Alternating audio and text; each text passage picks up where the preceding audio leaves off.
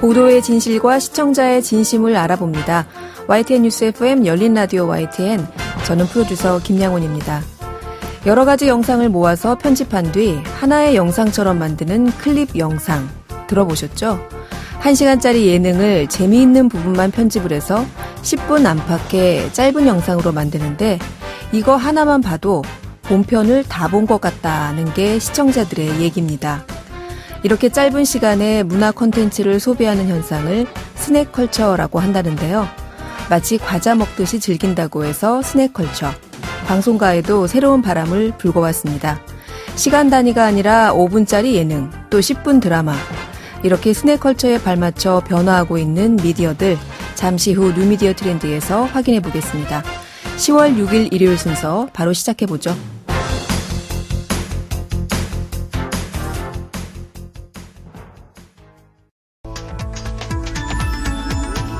미디어가 전하는 이슈에 대한 다양한 분석과 팩트체크까지 바로 보고 뒤집어 보고 꼭꼭 씹어보기 위한 미디어 비평 프로그램 열린 라디오 YTN. 뉴미디어 트렌드 함께해 주실 분, 콘텐츠를 사랑하는 분이시죠. 뉴 아이디의 김조한 이사 나오셨습니다. 안녕하세요. 안녕하세요. 네. 오늘은 스낵컬처 얘기를 네. 해주신다고 들었어요. 네네. 네.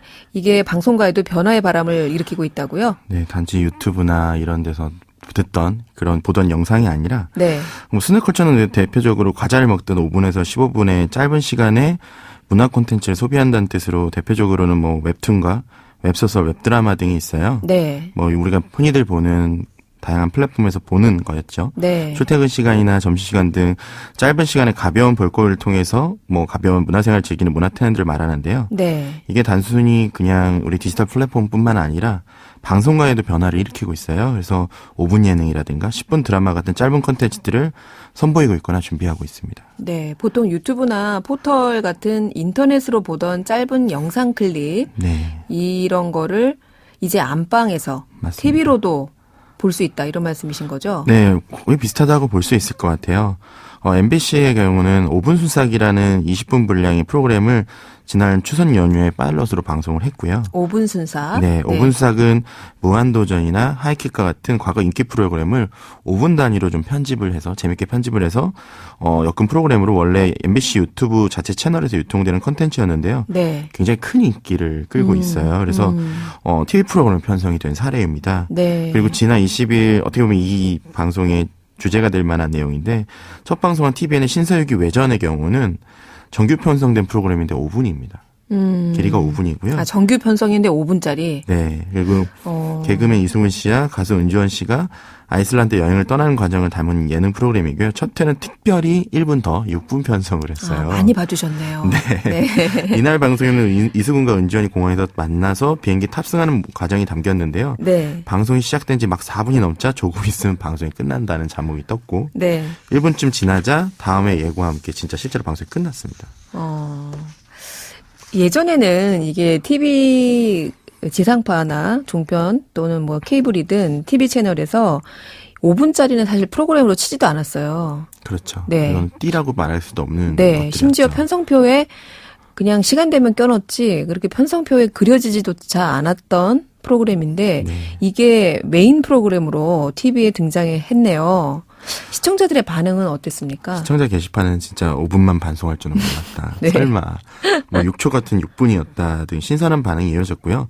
이게 이미 어느 정도는 디지털 플랫폼에서 익숙해져 있기 때문에 그렇죠. 그거 자체가 이제 아쉽지 않은 거죠. 그리고 6분이 아쉬운 시청자들에게는 오히려 유튜브를 통해 보너스 영상이 제공됐어요. 그러니까 TV 콘텐츠는 짧고 오히려 디지털 콘텐츠는 좀 더 길게 유통을 한 사례라고 될 수 있고요. 예전과 좀 반대네요. 네, 지금 점점 반대가 되고 있습니다. 그래서 TV 시청자는 신선한 충격이 즐거워했고 모바일 시청자들은 숨은 콘텐츠 찾아보는 재미까지 챙기다 보니 네. TV 보고 유튜브로 자연스럽게 넘어가는 예, 그런 게 생겼고 5분짜리라도 실제로 챙긴 건 다 챙겼다는 반응인데요. 네. 프로그램 앞뒤로 오히려 더 긴 광고들이 붙었고 그리고 4.6%의 시청률이 나왔습니다.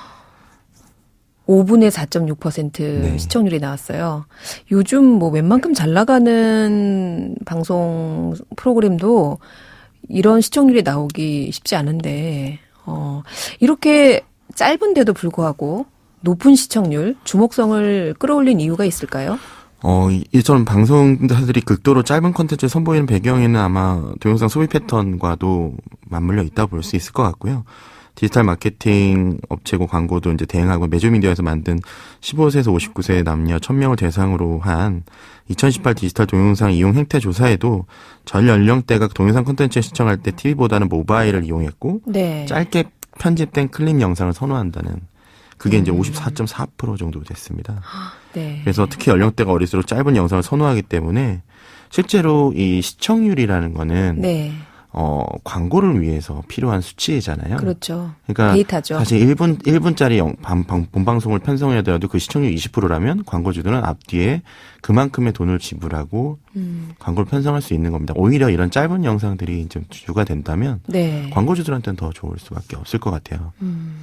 갑자기 시청자 입장에서는 그러면 광고를 거의 수십 분 보다가 본방송은 1분 보고 끝나는 이런 어처구니 없는 상황이 발생하지 않을까. 갑자기 저는 그런 생각이 들었는데. 그럴 수도 있을 것 같습니다. 네. 이렇게 아까 클립 영상 선호도가 한 조사에서 54%라고 하셨어요. 네. 또 연령대가 어릴수록, 낮을수록 이런 짧은 영상을 선호하는 경향이 뚜렷했다. 이렇게 말씀하셨는데 뭐 짐작이 됩니다만 이렇게 젊은 연령층에서 짧은 영상을 선호하는 이유 뭐라고 보세요? 그러니까 2000년대 출생한 세대를 저희는 G세대 혹은 Z세대라고 네. 하는데요. 그들한테는 저희가 이제 실시간 방송을 보다가 VOD로 넘어간 세대라고 하면 이들은 처음부터 VOD 컨텐츠를 이제 눈앞에서 이제 보면서 결정해야 되는 세대였어요. 네. 근데 그들이 이제 컨텐츠를 소비하는 패턴 자체가 굉장히 빠릅니다. 재미가 없으면 바로 다음 컨텐츠를 넘길 수 있는 그들한테 권한이 생긴 건데요. 네. 저희가 보여주는 대로 보다가. 예, 방송을 볼 때는 재미없어도 참고 보고 그다음에 뭐 이렇게 채널을 돌리더라도 많은 우선권이 저희한테 많은 권한이 없었습니다. 네. 근데 정말 유튜브나 이런 플랫폼 보시면 정말 많은 콘텐츠를 내 눈앞에서 다 결정할 수가 있잖아요. 네. 그러다 보니까 짧은 시간 안에 재밌는 거를 극대화하고 다른 콘텐츠를 선택할 수 있는 이런 패턴들이 익숙해지다 보니까 짧은 콘텐츠를 더 선호하게 된 것 같습니다. 뭐 뉴스 채널 YTN에서도 네. 10대를 공략하기 위한 초단위 콘텐츠 선보이고 있고 네. 뭐 YTN 같은 경우는 틱톡이나 유튜브, 인스타그램 등에서 SNS에 15초 뉴스, 이배속 날씨, N년 전 뉴스와 같은 15초 뉴스 유통 중이고요. 네. 그러니까 그런 식으로 어떻게 보면 플랫폼 단위별로 어떤 시청자들이 생각하는 콘텐츠 길이가 다 다릅니다. 네. 그거에 적합하게 이렇게 포맷을 변하면서 유통하는 것들의 모습이 계속 보이고 있어요. 그리고 뭐 전에 말씀드렸지만 SMR뿐만 아니라 그런 쇼클립 영상들을 다양한 유튜브에서 또 크리에이터들과 경쟁을 하기 위해서 네. 방송사들이 계속 짧게 편집하는 것들을 지금 실험을 하고 있고요. 그런 실험들이 결국엔 다시 방송으로 넘어오지 않을까라고 생각하고 있습니다. 네. 그럼 도대체 언제까지 짧아질까요? 점점 짧아지다 보면 지금 앞서 YTN에서 초단위 뉴스, 15초 네. 뉴스도 얘기하셨는데 얼마나 더 짧아질까요? 지금 북미에서의 경우는 네. 시트콤을 10분짜리를 편성하기 시작을 했거든요. 아. 10분짜리 시트콤도 가능하다라는 얘기가 나오고 있고 네. 그래서 예전에 제가 조사한 걸로 이제 글을 쓴 적이 있는데 거기에선 1분짜리 예능 네. 그다음에 5분짜리 드라마, 10분짜리 영화가 나올 수도 있다라는 얘기를 한 적이 있습니다. 그만큼 짧아지는 거는 언제든지 짧아질 수 있고 네. 그 짧은 거를 어차피 시청자들이 익숙해지면 되는 부분이라 네. 아마 점점 더 짧아지고 왜냐하면 사람들이 시청할 수 있는 시간, 컨텐츠를 소비할 수 있는 시간은 정해져 있습니다. 네. 더 늘는 것보다는 오히려 더 줄고 있고요. 네. 그런 거에서 더 살아남기 위해서는 컨텐츠는 점점 더 짧아질 수밖에 없지 않을까 생각합니다. 그렇군요. 이렇게 시청자들의 니즈에 맞춰서 점점 짧아지고 있는, 심지어 초단위까지 짧아지고 있는 방송 콘텐츠들 앞으로 어떻게 또 생존 전략을 만들어 나갈지 궁금해지고요. 자, 마지막으로 이번 주 화제의 영상 소개해 주시고 가셔야죠. 네. 이번 주 화제의 영상은 아마 이 라디오를 듣는 분들은 대부분 알고 계실 것 같은데요. 네. 곽철용입니다. 곽철용. 네. 곽철용. 배역 이름 아닙니까? 배역? 네, 지금은 사람들이 곽철용이 실제 사람 이름으로 착각할 정도로 굉장히 큰 화제가 되고 있는데요. 네. 타짜원에서 이제 김응수 씨가 연기한 배역 이름입니다. 배우 김응수 씨가 연기한 배역의 이름이 곽철용. 네네네. 네. 2006년, 무려 13년 전에 개봉한 영화죠. 타짜 맞습니다. 첫 편. 네. 네. 이게 유행어처럼 퍼지고 있어요. 네네. 정말 뭐 이렇게 유행어 완전 매시업 컨텐츠라고 하거든요. 네. 어떤 소재를 가지고 다양한 컨텐츠로 합쳐져서 뭔가 계속 재생산되는 것들을 말하는데 네. 이건 거의 뭐 신드롬처럼 느껴질 정도로 모든 크리에이터들이나 방송가에서 예전에 김웅수 씨가 출연했던 컨텐츠를 끄집어낼 정도로 김웅수 씨를 가지고 곽철용 캐릭터를 살리기 위해서 네. 되게 많은 컨텐츠들이 생산되고 있습니다. 그래서 저한테 방송 들어가시기 전에 강제 소환되고 있다라고 하셨군요. 네. 본인의 의지와는 상관없이. 맞습니다. 네. 그럼 한번 혹시라도 네. 모르시는 분들을 위해서 한번 들어볼까요? 좋습니다. 네. 예. 네. 본이야, 예? 담배 하나 질러봐. 예. 회장님, 올림픽 들어가 마켓 왔습니다. 마포대교는 무너졌냐, 이 새끼야? 예, 아닙니다. 마포대교로 돌아가겠습니다.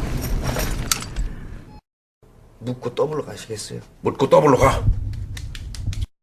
나 깡패 아니다. 나도 적금 붓고 보험 들고 살고 그런다. 그러나 나도 순정이 있다. 네가 이런 식으로 내 순정을 짓밟으면은 마 그때는 깡패가 되는 거야. 내가 너를 깡패처럼 납치라도 하냐? 앉아. 네. 묻고 더블로 가. 네. 요즘 마포대교는 무너졌냐? 뭐 엄청나게 다양한 말로 막 바뀌고 있고요. 네. 이걸 막 대사를 계속 좀 구조가 재밌다 보니까 네. 다른 말로 바꿔가지고 장난도 많이 치고 하고 있습니다. 사람 일상생활에서 정말 많이 쓰이고 있어요. 네. 저한테 그 유튜브에서 유행되고 있는 그 영상을 캡처하셔가지고 카톡으로 보내주셨는데 네. 거기 보니까 뭐 조회수가 어마어마하대요. 네, 지금 지난 한 달 동안 그 김웅수 씨 혹은 네. 곽철용 배역의 이름을 가지고 만든 영상들이 평균 조회수가 70만이 넘고요. 평균 조회수가 70만이 넘어요. 네, 그리고 뭐 100만이 넘는 콘텐츠들도 굉장히 많습니다. 그래서 이게 어떻게 보면 개그맨 이진호 씨가 이 사태를 만든 장본인이 아니냐는 얘기도 나오고 있는데 네. 이진호 씨가 그 곽철용 씨 대사를 그러니까 김웅수 씨가 출연했던 영화들의 대사를 네. 거의 다 외워서 계속 패러디를 하고 있어요.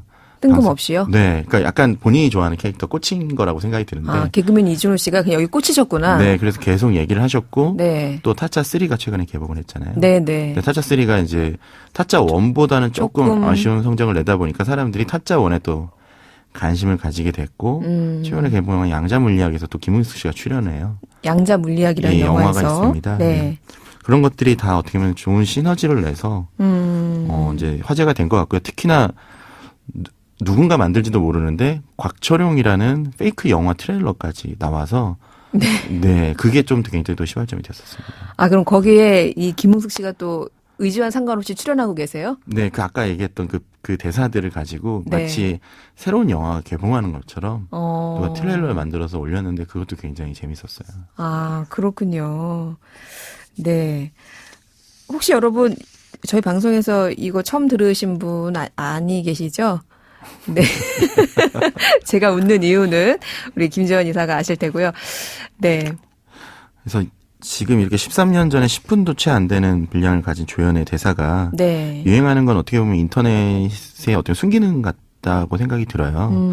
뭐 김명철 배우의 4달러라든가 짤보자 정광용 씨 같은 것들도 그런 사례들도 실제로 본인이 의지가 있어서 그런 캐릭터를 다시금 세상에 알린 게 아니라 네. 인터넷에서 많은 영상들을 좋아하는 시청자들이 다시금 재발견하고 그걸 가지고 화제를 시켜서 뭐 다시 CF 스타를 만든다든지 다양한 네. 뭐 패러디 영상을 만든다든지 하는 것들을 만드는 것들은 네. 앞으로도 계속 될 거라고 생각하고 있고요. 네. 제2의 그 곽철용 씨나 아니면 곽철용 씨와 같은 그런 사례들은 계속 될 거라고 생각이 듭니다. 네. 그 실제로 이 영화의 곽철용 대사를 가지고 광고를 또 네티즌들이 네. 만들었더라고요. 이미 이런 광고가 나올 거라고 예상을 해서 올린 것들이 많이 있어요. 네. 근데 그게 너무 그럴듯해서 너무 아마도 그럴듯하더라고요. 누군가는 채용하지 않을까라는 생각을 하고 네. 있습니다. 그 업체들에서 이 김웅수 씨, 곽철용을 광고 모델로 안 쓰면 큰일 날 것 같다는 네. 그런 생각까지 들던데. 아마 한 달 후에는 저희가 이제 곽철용 CF 사례를 얘기하지 않을까라는 생각도 좀 드네요. 네. 강제 소환돼서 그 느닷없이 대박 날 것 같은 배우 김웅숙 씨 축하드리고요. 네. 오늘 뉴미디어 트렌드 여기까지 하겠습니다. 지금까지 뉴 아이디의 김주환 이사였습니다. 고맙습니다. 감사합니다. 진실을 전합니다. 진심을 다합니다. 시청자 여러분의 목소리에 귀 기울이는 YTN 뉴스 FM 열린 라디오 YTN 토요일과 일요일 저녁 8시 20분에 방송됩니다. 한 주간 YTN 라디오에서 방송된 프로그램들을 모니터링하고 평가해보는 시간이죠. 김소연 시청자 평가원 나오셨습니다. 안녕하세요. 안녕하세요. 네, 이번 주에는 어떤 프로그램 살펴볼까요? 네, 이번 주는 주중 저녁 시간에 방송되는 이동형의 뉴스 정면 승부 살펴볼 건데요. 매일 진행되는 정면 인터뷰와 최강 변기 그리고 요일별 코너인 청래당을 중점적으로 평가해 보도록 하겠습니다. 네, 뉴스 정면 승부, 이동형의 뉴스 정면 승부, 네. 저희 YTN 라디오의 대표적인 저녁 네. 시사 프로그램인데 그 프로그램의 또 대표적인 코너격이 정면 인터뷰. 네. 어땠습니까? 말씀해 주신 것처럼 이제 정면 인터뷰가 그날그날의 뉴스를 알려주고 또 이제 출연자들 모셔서 분석해보는 시간을 갖는데요. 이번 주도 가장 이슈가 된 현안들을 잘 선정해서 관계자 모시고 인터뷰했습니다. 지난 23일 월요일 같은 경우에는 연세대 류석준 교수가 위안부가 매춘이다 식의 발언으로 논란이 불거졌었는데 해당 교수의 수업을 직접 수강한 연세대 학생을 인터뷰했습니다. 그래서 이 교수가 현재 논란이 된 발언 외에도 학생들에게 조국 촛불 들어라, 그리고 또 조국 장관의 부인인 정경심 교수를 향해서 욕설을 했다 등의 여러 가지 좀 교육자로서 부적절한 발언을 해왔던 사실을 고발하는 그런 네. 방송을 했고요. 지금은 이제 용의자가 자백을 했지만 지난주만 해도 재수사가 되게 한창이었던 그 화성 연쇄살인 사건도 다뤘습니다. 27일 금요일에 다뤘는데요. 당시 수사관이었던 김복준 교수님을 섭외했습니다. 그래서 교수님께서 이 방송을 통해서 당시 수사관으로서 범인을 잡지 못한 데 대한 아쉬움, 국민 앞에 꼭 범인을 세우겠다 등의 말씀을 하셨고 경찰 입장에서 이 사건이 얼마나 후회스럽고 반성이 되는지 되게 진심이 담긴 이야기를 많이 하셨거든요. 그래서 이 방송이 다른 뉴스에서 매일 접하던 화성 소식보다 좀 더 와닿고 진정성 있게 느껴졌습니다. 그래서 이런 적절한 출연자 섭외와 인터뷰 구성이 정면 인터뷰의 특징을 잘 보여주는 것 같아서 앞으로도 지난주와 같은 방송이 계속된다면 좋겠습니다. 네. 출연자 섭외의 시적절함에 대해서 긍정적이다라는 네. 말씀을 해주셨는데 혹시 아쉬운 점은 없었습니까? 약간의 개선이 필요하다고 느껴지는 부분인데요. 바로 중립성입니다. 정면 인터뷰 특성상 정계 인사분들이 다수 출연하시는데 항상 여당 쪽 출연 빈도수가 야당보다 높습니다. 그리고 그렇다 하더라도 진행자가 균형만 잘 잡아준다면 좋을 텐데 청취자로서 그런 진행력을 잘 느끼지 못했습니다. 수요일 고정 코너인 청래당도 이 같은 맥락에서 아쉬움이 남고요. 네, 청래당 코너는 정청래 전 더불어민주당 네. 의원이 출연하는 코너잖아요. 이 중립성 어떤 부분에서 좀 아쉬웠습니까? 정 전 의원께서 가끔 이렇게 굉장히 적극적인 목소리로 이렇게 누군가를 두둔을 하거나 비난하는 식의 발언을 하실 때가 있습니다. 25일 수요일 방송 같은 경우에도 이제 조국 장관의 그 검찰 수사 이야기를 하시면서 그런 발언을 하셨는데요.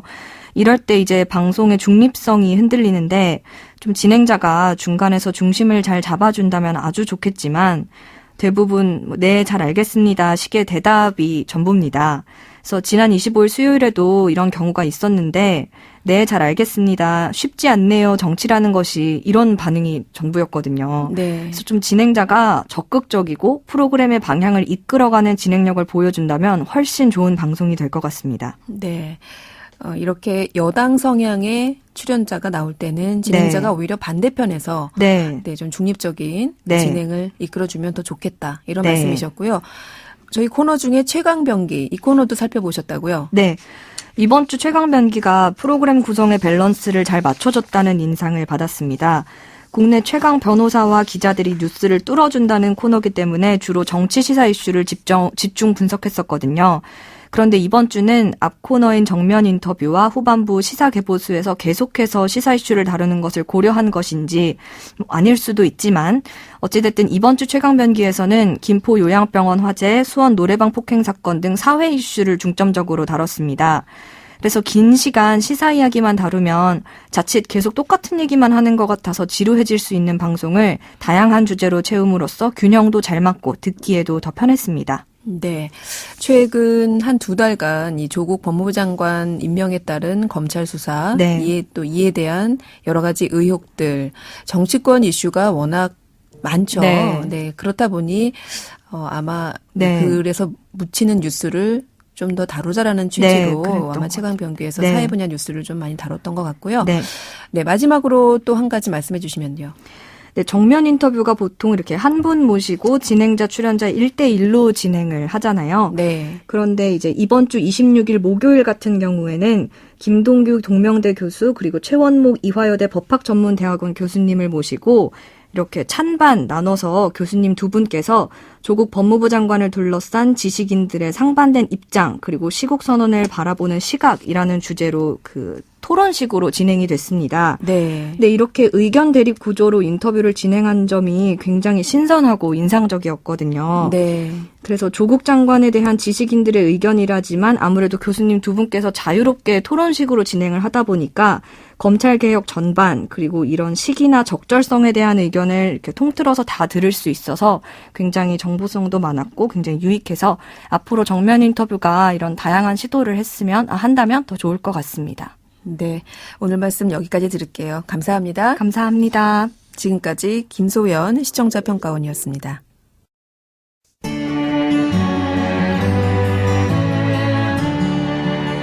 더불어 사는 세상. 함께 살아가기 위한 공동체의 가치와 나눔의 의미를 생각해봅니다. 열린 라디오 YTN. YTN 라디오에서는 희망 나눔 프로젝트로 복지 사각지대에 있는 국내 아동의 열악한 상황을 전달하고 나눔의 의미를 공유하는 프로그램 나누면 행복한 라디오쇼를 방송하고 있는데요. 이번 코너는 나누면 행복한 라디오쇼에서 전한 가정의 이야기를 좀 더 자세하게 들어보는 시간입니다. 다시 듣는 나행쇼. 매달 직접 이 가정들을 찾아가서 사연의 주인공을 만나고 오는 분이죠. 이혜리 리포터 직접 나와 있습니다. 안녕하세요. 네, 안녕하세요. 네. 이혜리 씨, 오늘은 어떤 가정을 다녀오셨나요? 네, 오늘은 채원이 이야기를 해보려고 하는데요. 네. 채원이는 뇌병변 장애 1급이고요. 혼자서는 걷지도 앉지도 못하고 있는, 밥도 먹지도 못하는 그런 상황입니다.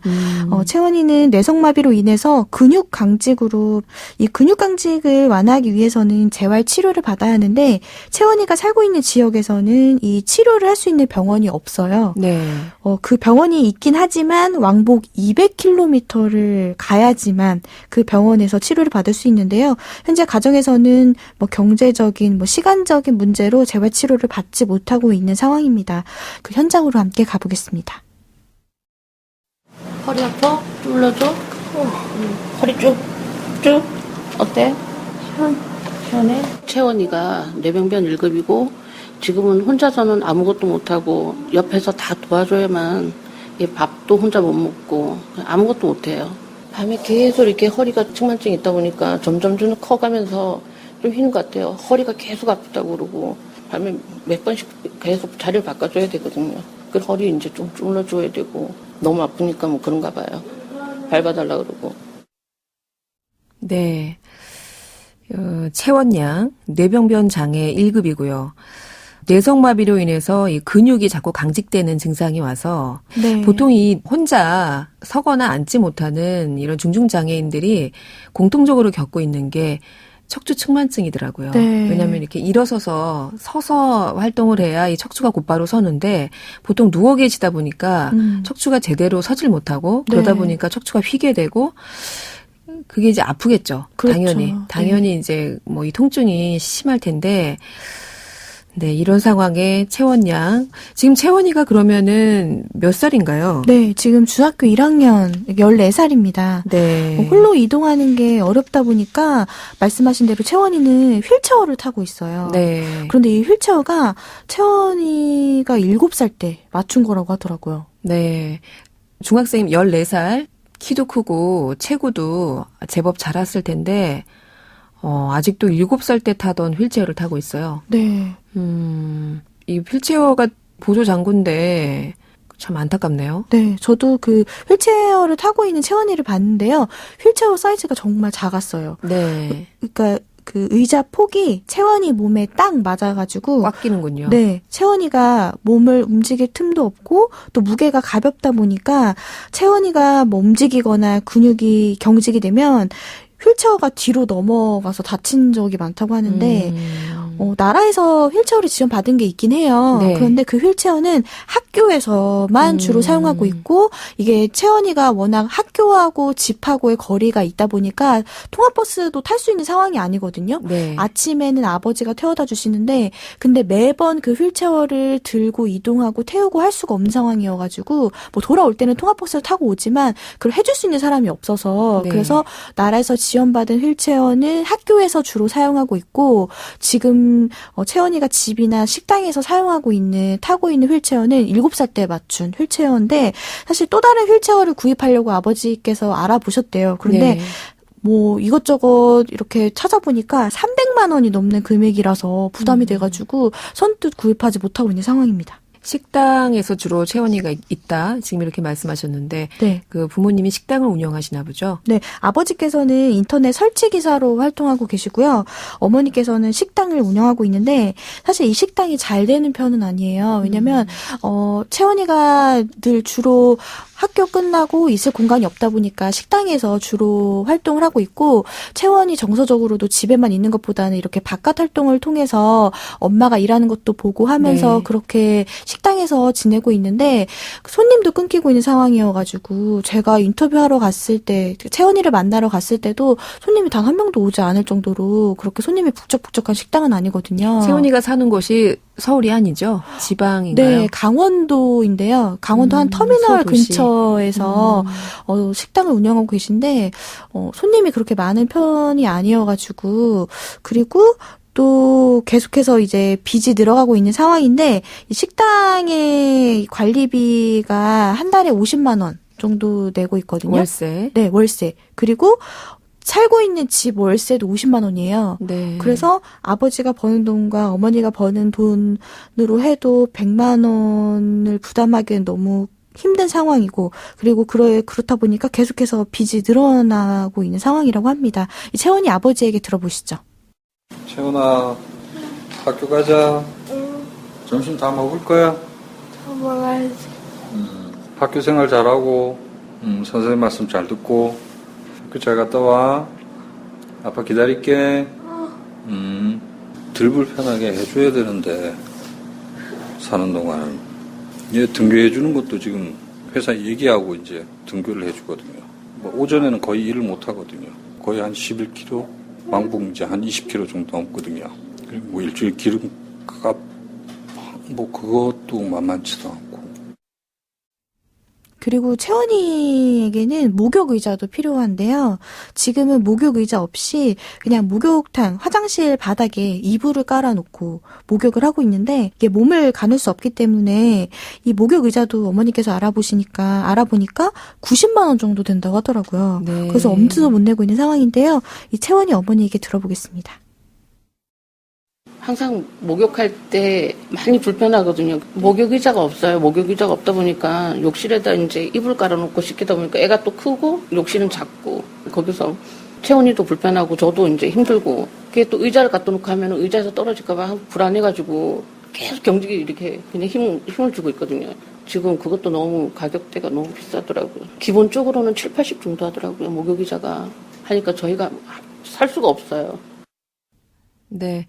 앞서 말씀드렸지만 채원이가 뇌성마비 장애예요. 뇌병변 1급 뇌성마비 장애라 몸에 계속 이렇게 갑자기 이렇게 경련이 오면서 굳는 거죠. 네. 증상이 그렇죠? 그러다 보니까 이게 의자에 앉혀놓으면 되잖아 하지만 이게 앉을 수도 없고 일단은 그렇죠. 네. 계속 몸이 움직이니까. 그러다 보니까 세상에 그 화장실 그 욕실에 이불을 깔아놓고 거기 눕혀놓고 목욕을 시킨다. 이 채원이도 이제 어느덧 중학교 네, 지금 사춘기 특수학교 다니고 있고 여학생인데 네.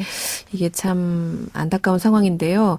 이 중증장애인 분들이 이렇게 몸을 못 가누니까 이동할 때 휠체어, 목욕할 때 목욕의자 이런 것들이 필수라고 하더라고요. 네. 그런데 이 보통 중증장애인들은 기립기라는 것도 사용하시던데 채원이도 그렇습니까? 네, 채연이도 사실 기립기가 있으면 뭐 당장 걷지는 못하더라도 기립기를 통해서 근육을 조금이라도 움직이고 풀어줄 수 있어서 채원이한테는 이 기립기 역시도 필요한데요. 이 채원이와 채원이 어머니에게 들어보겠습니다. 일어서는 거 기립기 갖고 싶어요. 채원이가 항상 일어서고 싶다고, 일어나고 싶다고 항상 그래요. 그래서 치료라도 좀 받고 이렇게 하면은 덜 미안할 텐데 그냥 이렇게 좀 내버려두는 것 같아서 속상해요. 항상 구부리고만 있으니까 다리 좀 피는데 도움이 되지 않을까. 기립기 해가지고 걷는다 이런 생각은 안 하고 이렇게 좀 서 있는 것만, 기구를 통해서라도 좀 서 있는 것만이라도 봤으면 좋겠어요. 네, 어머니 속상하시죠? 네. 네, 아까 우리 채원이가 이렇게 얘기를 했네요. 잘 들으셨는지 모르겠는데 일어서는 거, 기립기 갖고 싶어요. 이렇게 네. 얘기를 했습니다. 보통 이 정도 중증장애인이 있으면 이런 휠체어나 기립기, 뭐 목욕의자 같은 것은 이렇게 필수적인 보조장구잖아요. 장애인들에게. 네.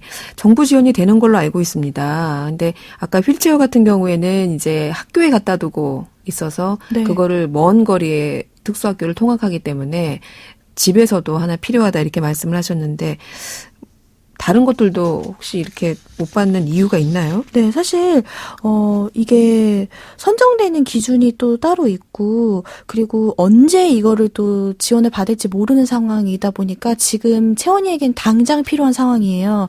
당장 목욕도 해야 되고 그렇죠, 또 당장 당장 필요하네요. 또 기립기가 필요한 상황인데 워낙 또 금액이 비싸다 보니까 그리고 휠체어를 또 지원을 받았기 때문에 이게 순차적으로 지원이 된다고 하더라고요. 네. 그래서 지금 당장 부모님 입장에서는 채원이가 하루빨리 편안하게 목욕도 할 수 있고 또 일어서서 또 치료도 받을 수 있고 이런 여러 가지 치료가 원하는 상황이기 때문에 그래서 더욱더 필요한 상황이더라고요. 네.